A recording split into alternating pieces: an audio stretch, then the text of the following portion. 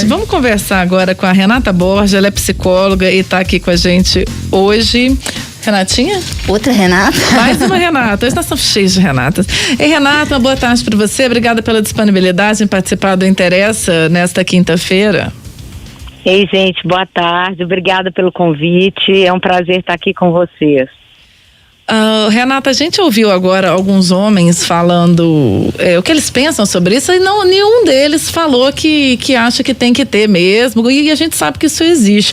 Como que essa pressão sobre a mulher ter ou não ter filhos, no caso, né? Como que isso pode influenciar no psicológico dessa mulher que às vezes que é determinado para ela assim, eu não quero mesmo, uma pressão familiar, uma pressão de namorado, como é que você vê isso?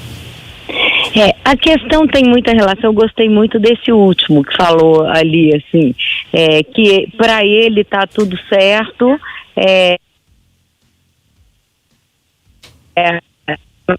outra pessoa. Então, isso tem relação com o casal. O casal, ele deve sempre ter uma conversa aberta, em que os dois possam colocar o que cada um quer, qual que é a expectativa de cada um. Né? Muitas vezes num relacionamento essas coisas não são conversadas. Então entende-se de uma forma generalizada que toda mulher quer ter filho, o que não é verdade. E isso na realidade é um conceito social difundido, mas que ele não representa o desejo de todas as mulheres. Então isso é uma coisa que precisa ser conversada dentro de um casal, porque se a pessoa vai para o casamento achando que porque ele está casando ele nunca conversou sobre isso, a mulher vai querer ter filho com ele depois, e ele acha que ela vai ter que ter só porque ele deseja, mas eles não conversaram, aí nós vamos ter problemas. Então é importante que a gente respeite a decisão das pessoas, é importante que essa decisão ela seja uma coisa pessoal, mas é importante que dentro de um casamento, para o casal, isso já seja algo anteriormente já conversado e compartilhado, porque não é só a mulher que pode ter o desejo de não ter filhos, não, o homem também pode ter desejo de não ter filhos. Então, a coisa pode acontecer dos dois lados. Pode ter mulher que quer ter filho e vai casar com um homem que não quer ter, e pode ter o contrário também, um homem que quer ter filhos e casar com uma mulher que não quer ter. Então, assim, esse desejo, ele é possível para os dois lados, e isso não é nenhum problema, mas é importante que as pessoas compartilhem do mesmo tipo de decisão e do mesmo tipo de pensamento quando elas vão se relacionar. Renata, pesquisando para a gente discutir aqui no programa, eu descobri a tocofobia, né? Que é o medo patológico de engravidar. Esse medo, né, que acaba virando uma doença para algumas mulheres, ele pode ser desenvolvido na adolescência, ele pode começar naquele período onde a mulher começa a escutar muito que ela não pode engravidar, que é um problema engravidar, ou qual outras formas que ele pode se desenvolver, e também qual é o tratamento para tocofobia? Na realidade, as fobias, no geral, elas vêm sendo desenvolvidas desde a infância. Claro que muitas vezes nenhuma delas, às vezes, começa lá na infância, mas pode começar. Mas ela pode desenvolver mais tarde também. As fobias, elas têm relação a uma ansiedade muito grande, e qualquer uma delas, por exemplo, você pode ficar fóbico de uma hora para outra numa determinada coisa. Depende do que é que vai te ativar. Mas claro que quanto mais cedo a pessoa escuta coisas negativas acerca de coisa, ela vai ter uma tendência maior a ter uma fobia acerca daquilo, ou ela pode ter uma fobia porque ela teve uma experiência ruim, ou com uma mãe que teve uma gravidez complicada, uma tia, uma irmã, alguma amiga, uma prima. Então esse tipo de experiência anterior faz com que ela crie crenças, e com isso ela mais tarde tenha essa fobia mais tarde. Como que a gente trabalha isso? A terapia cognitivo-comportamental, que é a abordagem com a qual eu trabalho, é uma das terapias consideradas melhores no tratamento das fobias e da ansiedade, porque ela tem validação científica, inclusive, nesse tratamento. Que ela trabalha com uma ideia seguinte: a forma como eu penso, ela interfere na forma como eu sinto e vai interferir na forma como eu me comporto. Então, se eu pensar assim, por exemplo, que se eu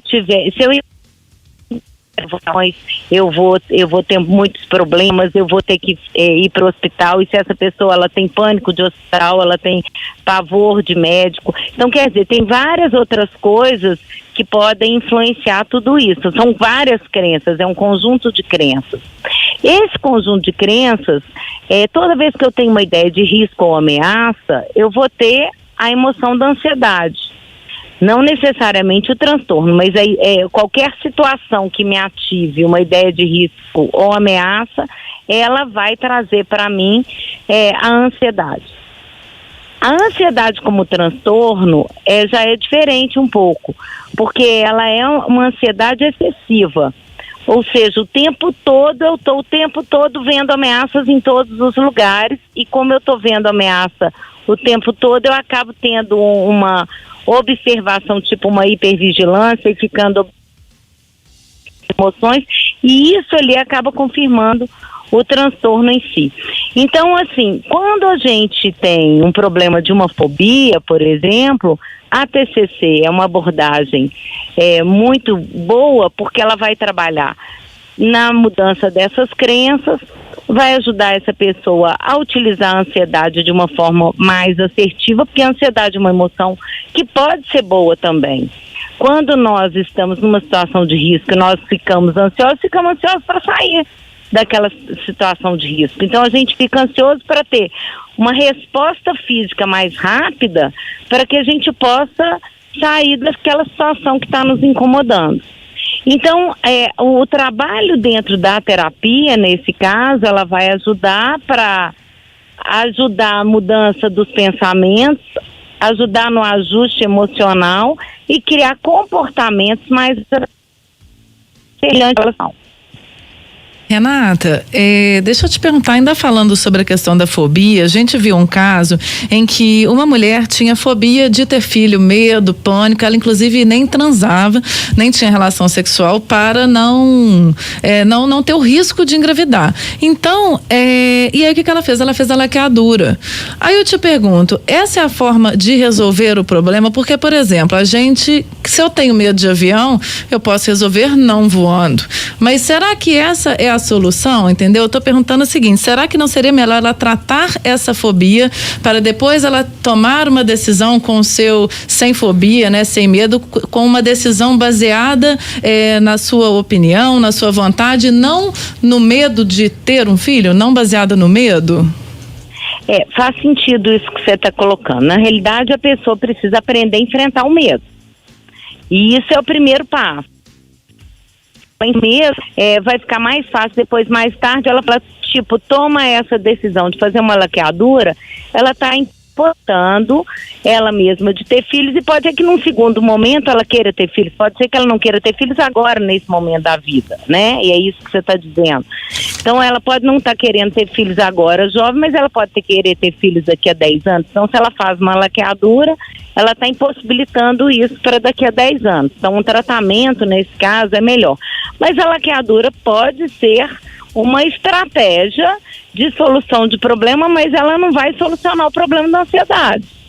Então, ela pode voltar o problema da ansiedade para outro lugar. Ela pode não ter mais esse tipo de ansiedade, mas não trabalhando a ansiedade, ela vai ter outra ansiedade numa outra situação com uma outra coisa. Então, claro que fazer o tratamento é melhor, mas óbvio que isso também pode ser uma problemas imediata, mas não necessariamente é uma solução de problemas que pode ser a ideal, vamos dizer assim, porque ela pode até ser prejudicial no segundo momento, se caso ela venha querer ter filhos mais tarde, no segundo momento ela não vai poder ter mais, ou vai ter que passar por uma nova cirurgia para reverter. Muito bem, Renata, queria te agradecer então pela sua participação aqui no Interessa, muito obrigada. Eu que agradeço, tô às ordens, gente, muito obrigada.